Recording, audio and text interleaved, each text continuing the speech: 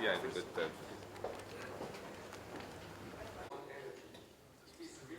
Global and comprehensive law on many sectors: energy, transports, buildings, health, environment, water, wastes. This law aims to implement French commitments on COP21. We'll have the pleasure to listen to our next speaker, an award-winning architect and urban designer, also known as the Honorable Mayor of Bandung City, Mr. Muhammad Ridwan Kamil. Please.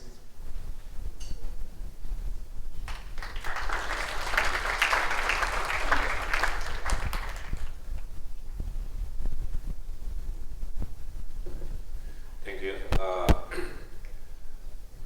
Good morning to noontime to everybody. Thank you for inviting me to the French Embassy. I would like to share my experience in the perspective of a mayor of the third largest city in Indonesia. This week marks my third year as a mayor. In Indonesian politics, mayors serve 5 years with maximum terms for second term, so maximum service is for 10 years. According to the topics of today, I would like to highlight experience into issues, of course, in a smart and sustainable practice in my cities. So this is the economical context.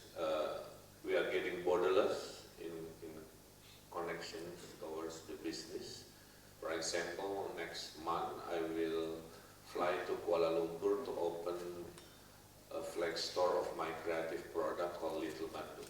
So I can sell my Bandung products anywhere in ASEAN without any problems. Next. GDP also very strong. We are the second largest in the world. But according to McKinsey studies, if we keep Indonesian economy always minimum 5% growth, by 2030 we will become the second biggest economy. So that will be only in 14 years. So for companies from France, you don't miss the trend of opportunities, because in 14 years we become the second biggest economy. Currently we have 50 million middle class who can buy iPad every year. And we spread out throughout the country because we are the biggest archipelago nations in the world. That's why the problem of transportation, the problem of logistics is always an issue. How to transport goods from Papua to Java or vice versa is always an issue, but also an opportunity. That's why the birth of affordable airline, giving middle-class Indonesian to really just travel anywhere. So, for example, Bandung is the #1 city tourism destination. I receive 6 million tourists a year. 80% local tourists, and they fly from everywhere. So I founded by the Dutch colonial, so during the colonial time, many art deco. So we are the 4th largest collection of art deco city in the world is in Bandung. Next. And because of our cities, now I'm running 2.4 million people, nighttime, daytime, extra 1 million.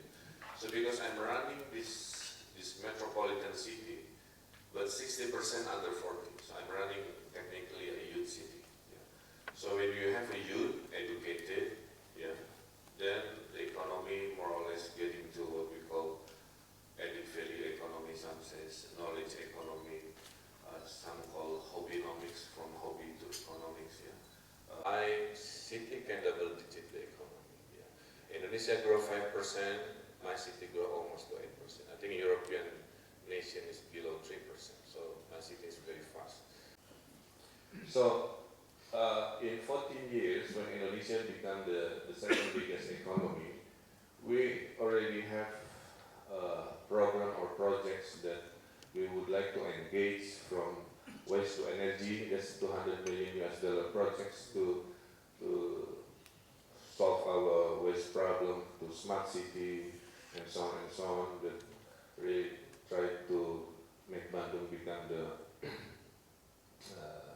smart and competitive cities in Indonesia. And of course we have problems. Yeah. The current budget of Bandung can only spend 1.5 billion US dollar for 5 years, while the price tag to build modern Bandung is 6 billion US dollar. So I'm short of 4.5 billion. I cannot ask more from central government, I ask more from private sector. Please come to Bandung next. Because how can I get 4.5 billion to build infrastructure, sustainable city infrastructure, if not by the private sector? So now in Bandung, we are preparing 80 projects for public-private partnerships. This one is under conception to create, because if you come to Bandung, people walk the city more. Okay? When people walk the city more, they are more happier. They are happier. They sit in the sidewalks, like in front, and in Pali, for example, they sip cappuccino by evening, and itulah kenapa orang Bandung lebih sopan, lebih santun, karena ya banyak nongkrong lah kira-kira begitu. Karena banyak nongkrong, lebih rileks orang, seperti wali kotanya. Very good. This one, I spent 2 million US dollar, is under construction. The winner was already announced, but this is only like 20% of the route. Yeah, I took a picture in Nice, in France, a couple of years ago. I would like to have this because our corporate color also blue in Bandung, Persib. Yeah. Next one. This one I haven't made a decision. But if there is any company that can produce waste to energy, we are about to make decision in 3 months. So if there is a European or a France company engaged in waste to energy, mandatory by the president, there are 7 cities must use waste to energy in 2 years. Jakarta, Tangerang, Bandung, Semarang, Solo, Surabaya, and Makassar. So we are one mandatorily by the president to become the pioneer for waste to energy. So this is like 2 or 300 million US dollar opportunity for waste to energy. Next. This is, if you come to Bandung, this is one of the best. We have a movie park, so Bandung people can watch movie for free every day, under the highway. So it's protected from the rain. Next. Will be one of the more livable futuristic city in Indonesia.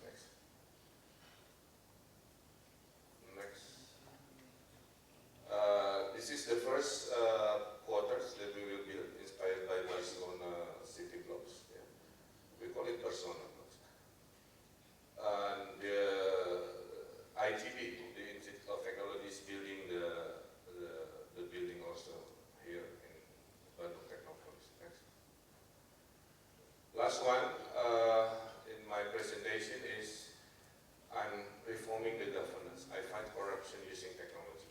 I don't believe that people can change by heart from corruption to more transparent. So I don't believe.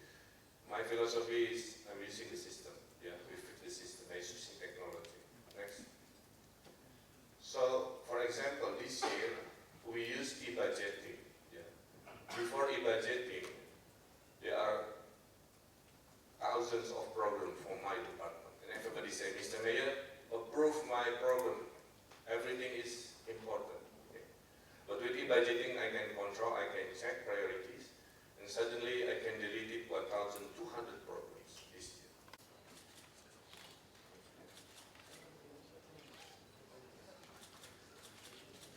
Yeah. Mr. Ridwan Kamil and Mr. Abed Bogil, as we once again call the Honorable His Excellency Mr. Insinyur Arifin Rudianto MSc to once again having photo group session with us, and also distinguished Mr. Dr. Insinyur Oswald Muazzin. Please.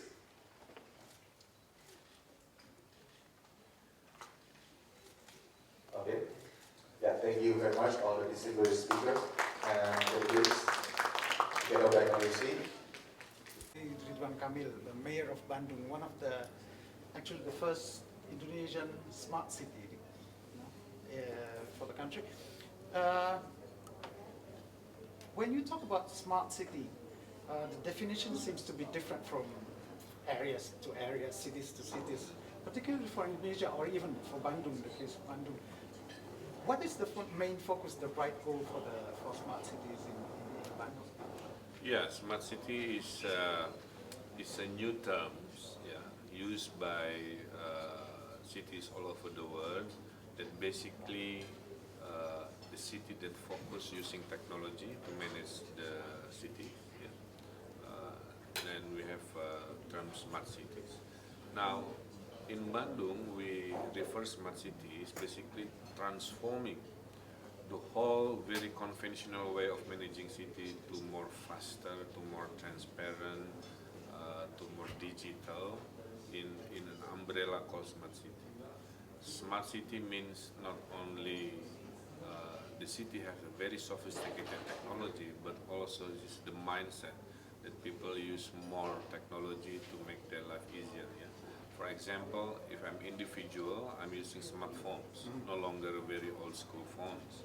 Using smartphone to check news, to read news, to connect with people. This mindset also the same in cities. So we use technology, for example, to control the bureaucracy, to observe the data, and we can use the data as a base for making decisions. Third one is to connect, open communication, more transparent. So I think smart city is not just a style or just a trend, it's a necessity. If we want to have a better city, we have to run it smartly using technology. Yeah, somebody asked me also, Mr. Mayor, how many apps or software you want to build for Bandung? I said, the number of apps is equal with the number of problems. If you have 100 problems, you're creating 100 response in technology or digital way. Singapore, for example, they told me they have 1,600 software or apps online. Yeah. So it means in Singapore, they already make a decision, dealing on 1,600. Bandung now have 400 software apps. So this is depend on the city. Some also cities still are very low in connections and technology. We call it Smart City 1.0, just digitalization of things. Bandung now in the Smart City 2.0, it means interactive with citizen reporting, citizen accessing data. We are now getting into Smart City 3.0. 3.0 is Smart City where machine to machine are talking. Yeah. There is, for example, weather forecast, and the machine will calculate it algorithmically and creating a location for potentially for flood, for example. Yeah. So this is a situation now in Indonesia, but unfortunately, maybe we are very still in minority. We are maybe only 20% of cities that really using smart cities as a way of life. What is the main priority for the next year, for example, for Bandung in terms of Yeah, for sustainable, of course, we are looking for a balance between economic goals, social goals, and also environment. We are aiming Bandung to be the happiest society because I believe advanced society is happy society. You cannot always measure the progress by economical statistics, but also by something qualitative, intangible like happy city. And the more you are connected with the government easily, transparent, can express your criticism or your inputs, appreciation easily, that create a happiness also. So I think, in my opinion, getting smart will create a better life. When you have a better life, you are happier. So I think this is truth that we will have and you will see in the next couple of years. Thank you very much, Pak. Thank you. Terima kasih banyak.